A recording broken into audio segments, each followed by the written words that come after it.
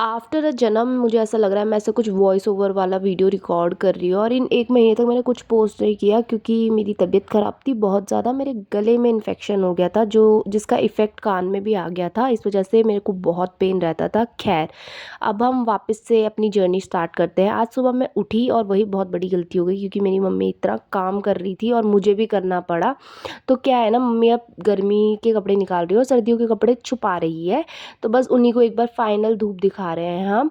यहाँ मैं मम्मी को नीचे से ऊपर कपड़े पास करी थी, कपड़े नहीं थे बेसिकली कंबल थे, और मम्मी वो धूप में फैला रही थी। देखो लगे हाथ हमारे प्लांट्स भी देख लो जो मेरी मम्मी उगाती रहती है। सब काम खत्म होने के बाद मैं नहा धो के रेडी हो चुकी थी और दिन के 12 बज चुके थे यार। मैंने कुछ नहीं खाया था, मुझे बहुत भूख लग रही थी और आज क्योंकि मैं कुछ खा भी नहीं सकती थी, सिर्फ फ्रूट्स खा सकती थी, तो मैं फ्रूट्स ले लेती और फ्रूट्स में सिर्फ एक ही चीज़ थी, पपीता, जो मुझे बोला भी है अच्छा होता है पेट के लिए। तो हम ये खा लेते हैं, बाकी मिलते हैं कल। आज के लिए इतना, बाय। खाओ पियो मज़े